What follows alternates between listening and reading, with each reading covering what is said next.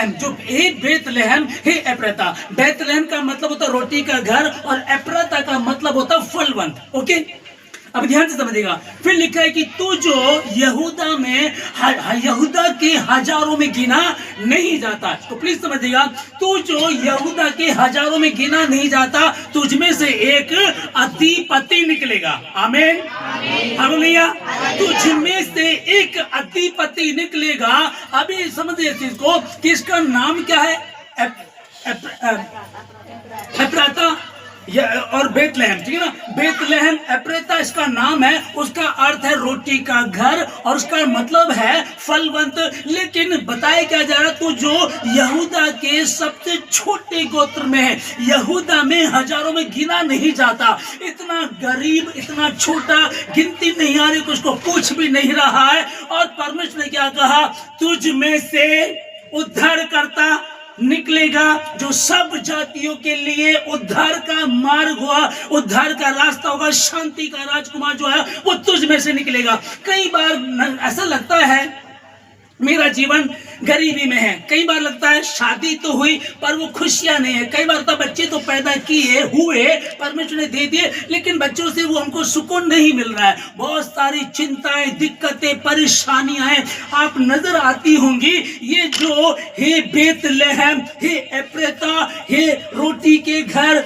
हे फलवंत, उसको फलवंत कहा जा रहा है, रोटी का घर कहा जा रहा है। और रोटी का घर तो है लेकिन भूखों मर रहे हैं, फलवंत तो है लेकिन सूखे से नजर आ रहे हैं। लहसुन इनसे मांगा, आटा थोड़ा सा इनसे मांगा, नमक इनसे मांगा, इस तरह का जिंदगी गुजर बसर हो रही है। पर परमेश्वर ने भविष्यवाणी की, हे बेतलहम, हे एप्रेता, तू जो सबसे छोटा है, यहूदा में हजारों में गिना नहीं जाता, तुझ में से एक अधिपति निकलेगा, मेरे लिए वो निकलेगा और वही उद्धार करता होगा। आमीन। कई बार आप लोगों को ऐसा लगता होगा कि मेरा जीवन कैसे कटेगा, मैं कैसे जीऊंगा, कैसे जिएंगे। हम कई बार मार्ग ढूंढते हैं, रास्ते ढूंढते हैं, कोशिश करते हैं। कितने लोग हैं, मैं भी जब प्रभु को नहीं जानता था, किसी ने बोला क्या क्या चल रहा है, मेरे जीवन में कुछ भी नहीं चल रहा, क्या सोचते नौकरी करें, कोई बिजनेस करें। अरे एक बाबा को मैं जानता, तू चल। देहरादून में वो मुझे लेकर के गए, एक बाबा सा निकल करके आया, इधर भी लाल टबकरी, इधर भी लाल टबकरी, ऐसे करके आया और कहने लगा ठीक है, ये चावल पुड़िया दी, बोला ये चावल ले लो और इसको खा लेना।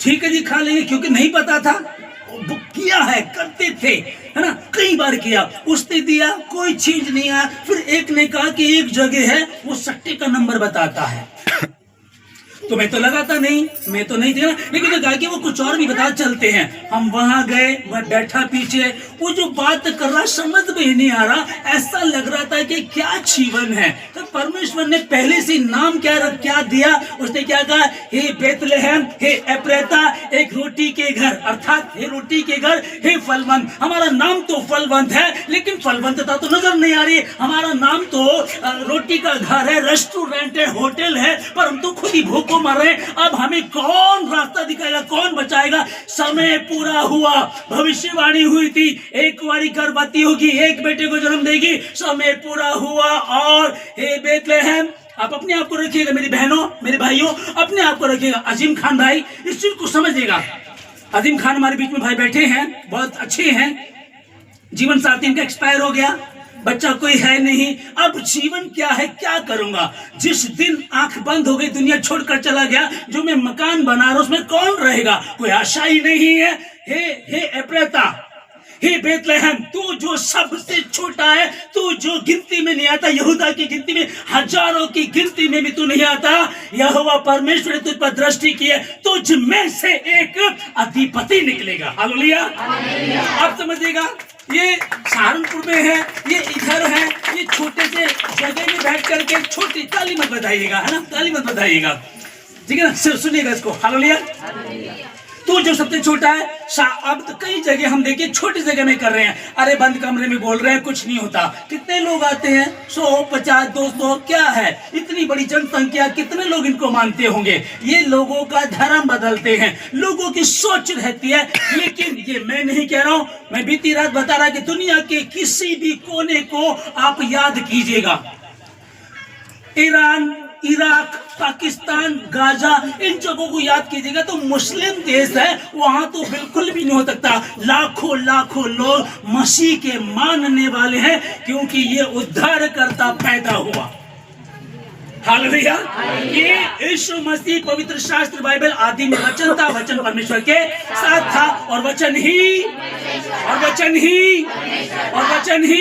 परमेश्वर था। वो हमारे बीच में आया और उद्धार करता यीशु मसीह 2024 साल पहले जब पैदा हुआ, पता कहां पैदा हुआ था? चरणी में, गौशाला में, जहां गाय बांधी जाती है, जहां गोबर है और ठंड का टाइम है, पूरी ठंड थी, वहां मेरा और आपका उद्धार करता जहां पैदा हुआ, वहां क्या था? उद्धार करता, राजाओं का राजा, प्रभुओं का प्रभु। एक मामूली एक अमीर आदमी के यहाँ बच्चे पैदा होते हैं, परमेश्वर उसको भी कहीं पैदा कर सकता था अमीर के यहाँ, लेकिन परमेश्वर ने उसको कहाँ पैदा किया? चरनी में। तेरे लिए वो परमेश्वर आपके लिए परमेश्वर कहाँ पैदा हुआ? चरनी में, ताकि उसके दुख उठाने से हम चंगाई पा जाए। आप लोग गा रहे थे ना, मुक्ति दिलाए, शांति दिलाए, और तो उसका नाम यीशु रखना, और वो अपने लोगों का, उनके पापों से उनका उद्धार करेगा। जो विश्वास करेगा वो नाश नहीं होगा परंतु अनंत जीवन पाएगा। परंतु जितनों ने उस यीशु मसीह को ग्रहण किया, उस यीशु मसीह ने उन सबों को परमेश्वर की संतान होने का अधिकार दिया। Hallelujah. Happy Christmas, happy Christmas. प्रभु आप लोगों को बहुत बहुत आशीष दे। हम लोग आगे बढ़ेंगे। Thank you, God bless you. आगे बढ़ेंगे हम लोग।